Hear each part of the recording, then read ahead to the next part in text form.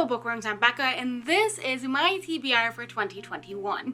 I came up with this idea in November or December to kind of make an overarching TBR for the year of books that I want to focus on.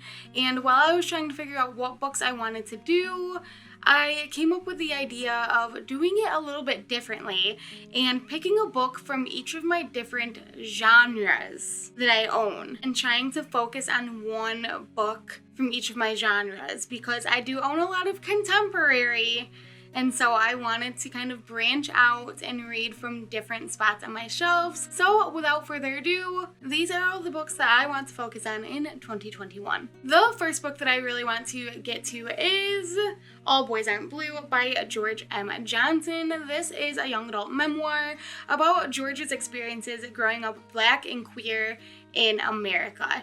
And I've heard so many things about this book, so many amazing things about this book. I've talked about this book a lot recently. It came out in 2020, and unfortunately I just wasn't able to get to it. And I always keep saying that this one is at the top of my list, so I really want to make it a priority to read this one in 2021. And my pick for the contemporary book that I want to focus on this year is Stay Gold by Toby Mcsmith. This is an own voices young adult contemporary with a transgender main character named Pony, who is going stealth at his new school after gaining too much attention at his old school when he came out as transgender, and he just kind of wants to get through the year. And a popular girl named Georgia, who is starting to think that there's more to life than just cheerleading, and she has officially sworn off dating for the school year. But on the first day of school, the cheerleader and the new guy lock eyes, and the rest is kind of history. So I'm excited to see how the story unfolds. I've heard great things about this book as well. I feel like a lot of books on this list are ones that I have wanted to get to for a long time but just have not been able to. So I am very excited to be able to read this one this year. I know that this is one of Alex's from Pucks and Paperbacks favorite reads from 2020, and I need to get to it. I just need to read it. My middle grade pick for the year is Percy Jackson and the Olympians, The Lightning Thief by Riordan. I never read Percy Jackson growing up because all of my time was being dedicated to Harry Potter. And because of everything that happened in 2020, I feel like I can no longer really recommend Harry Potter. I talked about that in my 2021 goals video, but I'm starting a new series called Rewriting My Childhood, and I think that this one will end up getting a dedicated reading vlog with it, because this is the book that kind of sparked me to want to start that series. So I'm sure that you'll be seeing more from this book as the year goes on. I'm very excited about it. From my paranormal, supernatural-esque shelf, I picked The Diviners by Libba Bray. You guys, how many years have I said that I want to read The Diviners? And I just haven't yet. So I have decided that this is the year.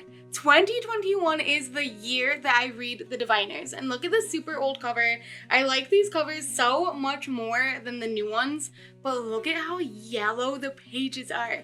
I cannot even believe it. I think that I got this book secondhand as it is. And so it is just like, it is so old. This one came out in 2012. I can't even believe that. I don't really know what this one is about, but it is set in the 1920s. And it's about a girl named Evie who gets involved with like a supernatural power, and she has to help solve a murder. It really does sound like it's right up my alley, and I've only read the first chapter or so, and I love it. I just love it. I don't know why I haven't sat down and actually read this book. So this is gonna be the year that I finally freaking read The Diviners. I'm calling it. Going off of that, I picked a book from my horror mystery thriller shelf, and it is Another Little Piece by Katie Karis Quinn. And this one I first found, I don't know where it was. I think it was someone's If You Like This, Then You'd Like This videos, but it was more towards if you like this book, read this instead. And someone recommended Another Little Piece instead of The Merciless by Danielle Vega, which you guys know is my book, my brand. So how can I not read this one if someone is saying that it is better than my love? The love of my life? Are you kidding me? So I've had this one for a couple of years and I just have not picked it up yet. It says, a reckless wish taken from the darkest desires of the heart, a bloody razor engraved with the names of girls who turn to dust, an endless cycle that feeds off loneliness and craves destruction. Together, these pieces form a twisted puzzle that Annalise Rose Gordon has to solve. Trapped in a body that isn't hers with no memory of how she got there, she must unlock the secrets of her past in order to escape the horrors of her future. So, we're gonna try it. We're gonna see if it's better than The Merciless. We're gonna try it. I'll give it a try. I will give it a try. Next up is my historical fiction shelf, and I chose Salt to the Sea by Ruta Sepetys.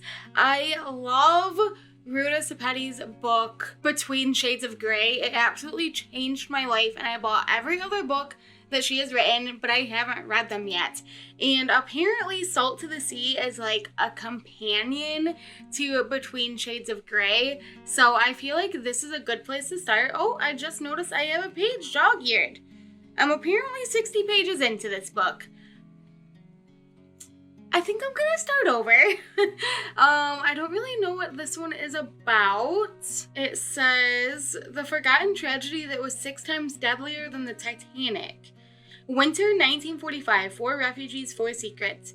Each born of a different homeland, each one hunted and haunted by tragedy, lies, war.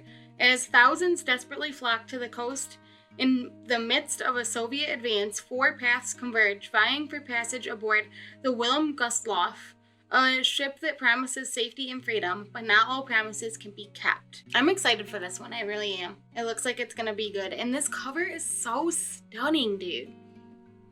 I love this cover so much. I did pick a book from my adult fiction, literary fiction kind of shelf, and it is A Little Life by Hanya Yanikahara. I'm ready to cry. I'm ready to be destroyed. All I know about this is that it is about 4 friends over the course of several years and how their friendship and relationships grow and change. But the reason I got this is because I've seen so many people make videos of them just sobbing to this book. It is extremely heavy content-wise, so I'm ready to get wrecked, honestly. I'm ready to get wrecked. And the last book I grabbed is from my fantasy shelves, and it is 6 of Crows by Leigh Bardugo. I chose this book because I've attempted picking it up several times, and I just could not get into it, but I'm going to give it one more try this year, one more solid try, because everyone loves Leigh Bardugo, everyone loves 6 of Crows, and I feel like I'm missing out. The only thing that I know about this is that it's a heist book. I love the aesthetic of this book.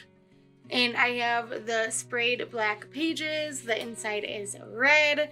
Like, it's just such a cool looking book, and I want to read it so bad. All right, so there you guys go. Those are all of the books that I'm going to be focusing on in 2021. Of course, those are not the only books that I'm going to be reading, hopefully, but they are the ones that I want to prioritize, and hopefully I will be able to complete this goal of the year of reading these books. 1 book from every section of my shelf. Let's do it. Let me know what books you are going to be focusing on down below in the comments. If you like this video, make sure to give it a big thumbs up. Hit that subscribe button down below to see more bookish videos. And if you want to hang out with me some more, I stream on Twitch a couple days a week. Twitch.tv/Becca with a book. Come hang out for more bookish fun and video games. We love that. All right, that's all I got for you today, and I will see you next time. Bye.